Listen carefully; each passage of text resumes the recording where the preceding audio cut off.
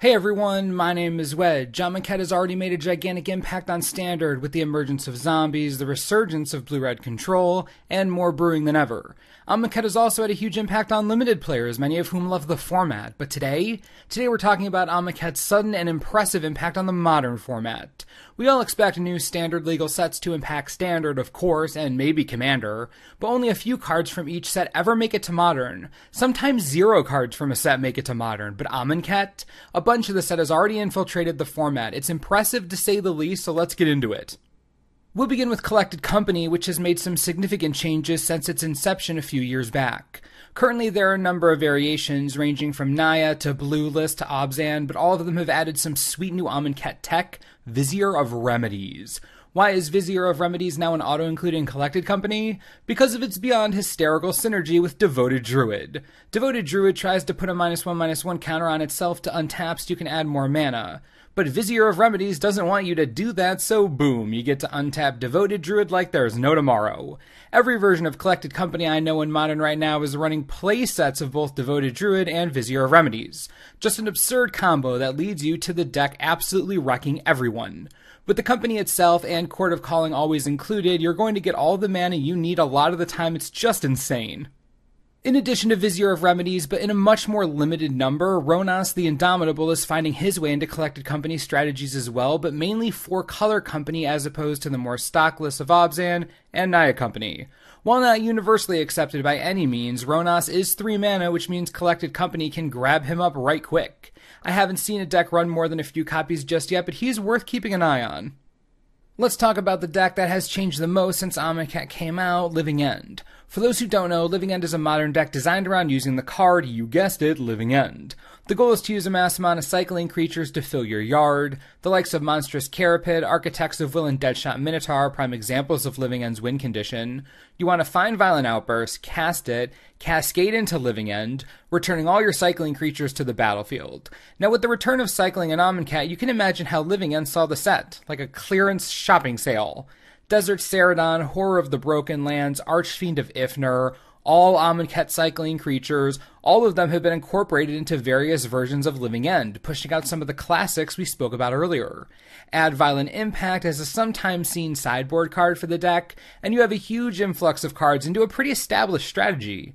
Amonkhet is certainly making waves here, gotta love that cycling, and when it really comes down to it, these new Amonkhet creatures just have higher upside, beefy with synergistic triggers, heck yes.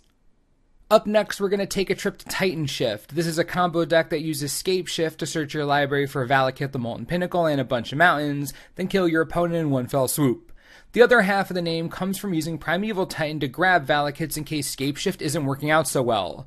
What could Amonkhet possibly bring to the table for this deck? Sweltering Suns is the answer to that question. Invading Titan Shift lists all over the place, Sweltering Suns' main deck in limited number help to deal with the ever-dangerous aggro matchups, and if you don't need it, cycling it away is a piece of cake.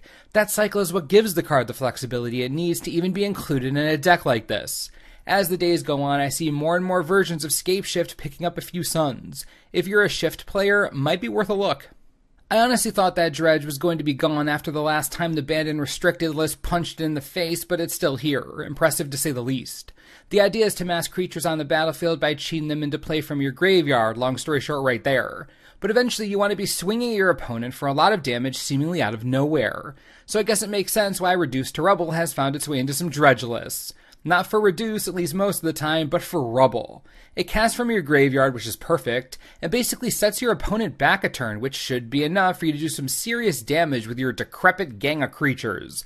By no means a staple yet, it is getting some impressive finishes in. Same with the Bicycle lands, Canyon, Slough, and Shelter Thicket have both seen top finishes in Dredge strategies. It's just something to keep in mind if you're a Dredge player. Some other cards that have found limited success. Cast Out has been in the main deck and sideboard of white-red prison strategies, Jeskai Control, and everything in between. Not a super high presence, but a non-zero presence worth mentioning. Censor has been spotted as a possible addition to Ad Nauseam. Since you're a combo deck trying to go off real quick, Censor could be the counter you need to win the game, plus, that cycling cost of 1 blue. It's unbeatable for Ad Nauseam decks, just unbeatable, it's so versatile. As expected, Harsh Mentor has been seeing play in the sideboard of some burn strategies, and basically anything running Blood Moon it would seem. Almost like having more Eidolons is a good thing, who would have thought? And finally, we've been seeing an uptick in sideboard Byforce, the mass artifact removal sorcery. I am less surprised by this getting into Modern than most of the other cards we've spoken about, to be completely honest. Byforce is good stuff and stupidly cheap. It's hard to say no to that. Now, there are other Amonkhet cards that have seen play in Modern in super limited amounts, but until they are played more frequently, I don't think mentioning them is right. So you see what I mean now, though, right? You have to admit that the impact Amonkhet has had on Modern is much higher than the average set.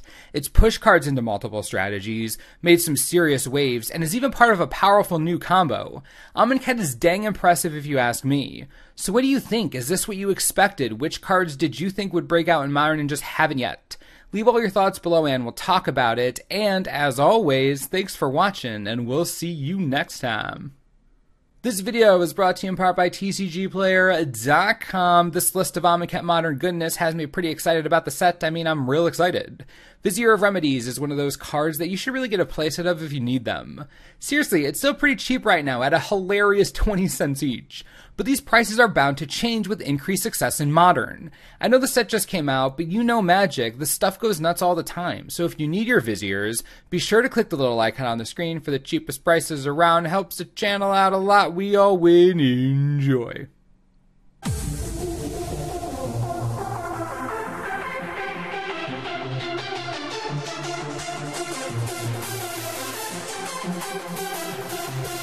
Wow.